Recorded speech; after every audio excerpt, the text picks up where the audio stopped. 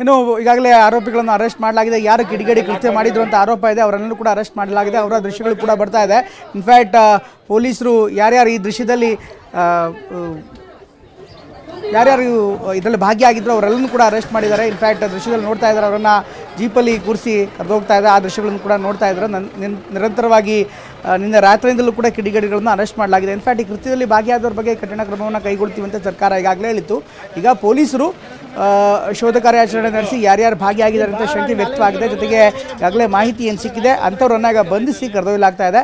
ಆ ದೃಶ್ಯವನ್ನು ಕೂಡ ನೋಡ್ತಾರೆ. ನೆಲಮಂಗಲದ ಪೊಲೀಸ್ ಠಾಣೆ ಮುಂಭಾಗದಲ್ಲಿ ಕಂಡುಬರ್ತಾ ಇರುವಂಥ ದೃಶ್ಯ, ಅದೇ ರೀತಿ ನೆಲಮಂಗಲದ ವಿವಿಧ ಭಾಗದಲ್ಲಿ ಕೂಡ ಕಂಡುಬರ್ತಾ ಇರುವಂಥ ದೃಶ್ಯ. ಈಗ ಇನ್ಫ್ಯಾಕ್ಟ್ ಅವರ ಸಂಬಂಧಿಕರು ಅಥವಾ ಅವರ ಆಪ್ತರೋ ಅವರ ಕುಟುಂಬಸ್ಥರು ಯಾರೋ ಇರಬೇಕು, ಅವರು ಕೂಡ ಪೊಲೀಸರು ಅರೆಸ್ಟ್ ಮಾಡ್ತಾ ಇರೋದನ್ನು ಇನ್ಫ್ಯಾಕ್ಟ್ ಹೋಗಿ ಅವರನ್ನು ಪ್ರಶ್ನೆ ಮಾಡ್ತಾ ಇದ್ದಾರೆ. ಈಗ ಮಹಿಳೆಯೊಬ್ಬರು ಓಡೋಡಿ ಪೊಲೀಸ್ ಜೀಪನ್ನು ಹತ್ತಿರ ಹೋಗುವಂಥ ಪ್ರಯತ್ನವನ್ನು ಕೂಡ ಮಾಡ್ತಾರೆ. ಒಟ್ಟಿನಲ್ಲಿ ಈ ಘಟನೆ ಆದ ಬಳಿಕ ಸಾಕಷ್ಟು ಆತಂಕ ಸ್ಥಳೀಯರಲ್ಲಿ ಮನೆ ಮಾಡಿದೆ. ಪೊಲೀಸ್ ಈಗಾಗಲೇ ಬಿಗಿ ಬಂದೋಬಸ್ತನ್ನು ಮಾಡೋದ್ರ ಜೊತೆಗೆ ಯಾರ್ಯಾರು ಈ ಕೃತ್ಯಗಳಲ್ಲಿ ಭಾಗಿಯಾಗಿದ್ದರು ಅವರನ್ನು ಅರೆಸ್ಟ್ ಮಾಡುವಂಥ ಕೆಲಸವನ್ನು ಕೂಡ ಮಾಡ್ತಿದ್ದಾರೆ. ಈಗ ಮಹಿಳೆಯೊಬ್ಬರು ಇನ್ಫ್ಯಾಕ್ಟ್ ಆ ಕುಟುಂಬಸ್ಥರನ್ನು ಕರೆದೊಯ್ಯಲಾಗ್ತಾ ಇದೆ. ಹೀಗಾಗಿ ಆಕೆ ಪೊಲೀಸರನ್ನ ಪ್ರಶ್ನೆ ಮಾಡ್ತಿದ್ದಾರೆ. ಒಟ್ಟಿನಲ್ಲಿ ಈ ಘಟನೆಗಳನ್ನು ನೋಡ್ತಾ ಇದ್ದಾರೆ. ನಿನ್ನೆ ಈ ಒಂದು ಘಟನೆಯಲ್ಲಿ ಯಾರೆಲ್ಲ ಭಾಗಿಯಾಗಿದ್ದರು, ಈ ಕೃತ್ಯದಲ್ಲಿ ಯಾರೆಲ್ಲ ಭಾಗಿದ್ರು ಅವರನ್ನು ಬಂಧಿಸುವಂಥ ಕೆಲಸವನ್ನು ಪೊಲೀಸರು ಮಾಡ್ತಾ ಇದ್ದಾರೆ.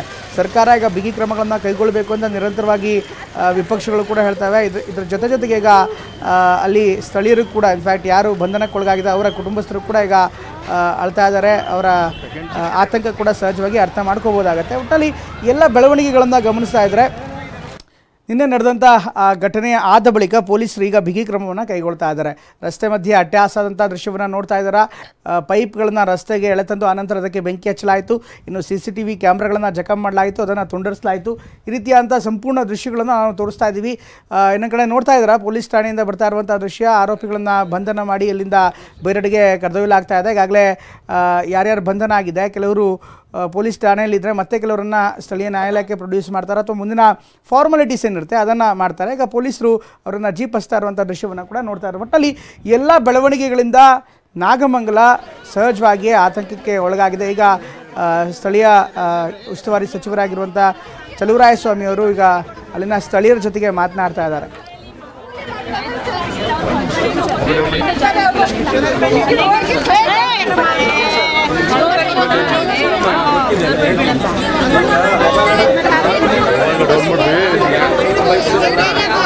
ಯಾರನ್ನು ಅರೆಸ್ಟ್ ಮಾಡಿದ್ರು CCTV ನೋಡಿ ಇನ್ಸ್ಟೆಂಟ್ಗೆ ಯಾರು ಇನ್ವಾಲ್ವ್ ಇಲ್ಲದೇ ಇದ್ದರೆ ಅವ್ರನ್ನ ವಾಪಸ್ ಬಿಡ್ತಾರೆ.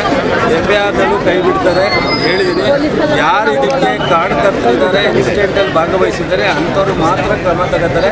ದಯವಿಟ್ಟು ನೀವು ಅರ್ಥ ಮಾಡ್ಕೊಳ್ಳಿ ಎಷ್ಟು ಕಷ್ಟ ಆಗಿದೆ ಅಂತ ಸಹಕರಿಸಿ.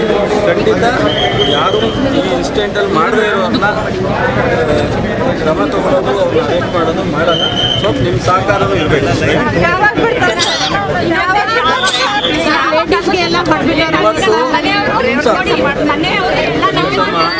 ಎಷ್ಟು ಮಾತಾಡ್ತಾರೆ ಇನ್ನೊಂದು ಅವರು SP ಇಲ್ಲೇ ಇರ್ತಾರೆ.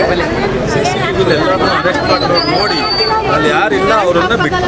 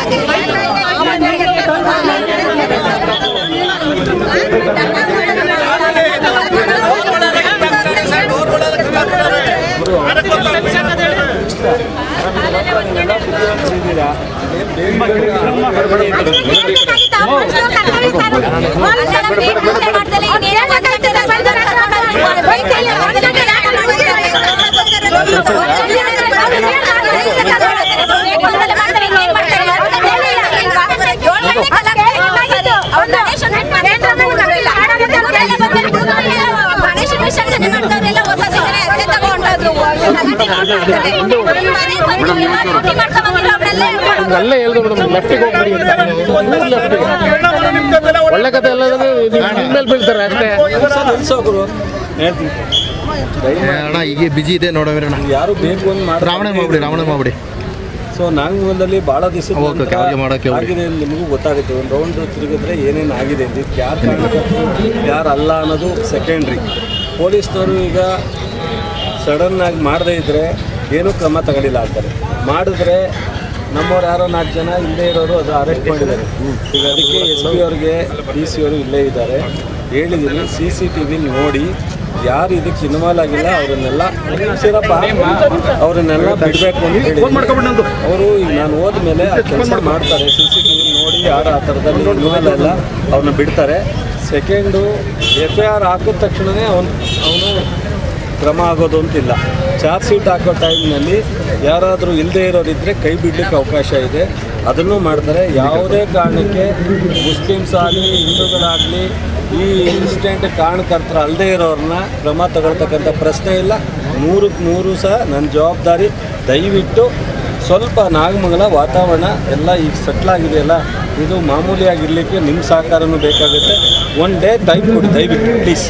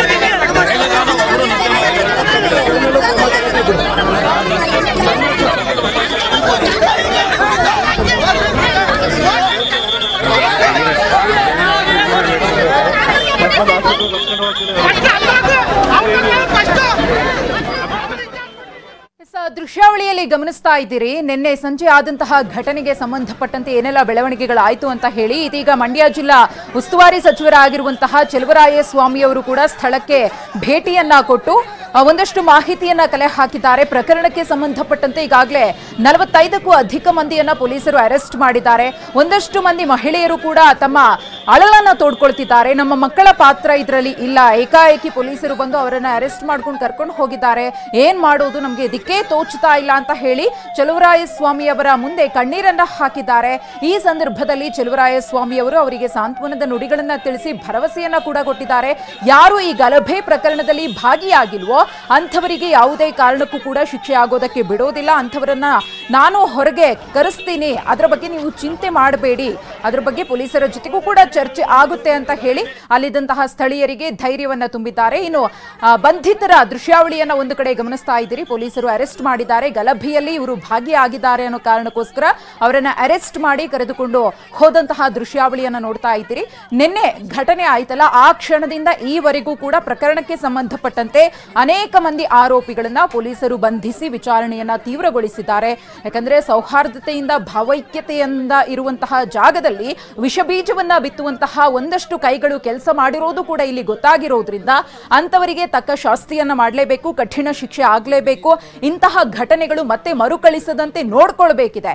ಆ ಕಾರಣದಿಂದಾಗಿ ಪೊಲೀಸರು ಕೂಡ ತುಂಬಾ ಗಂಭೀರವಾಗಿ ಈ ಪ್ರಕರಣವನ್ನ ಪರಿಗಣಿಸಿದ್ದಾರೆ.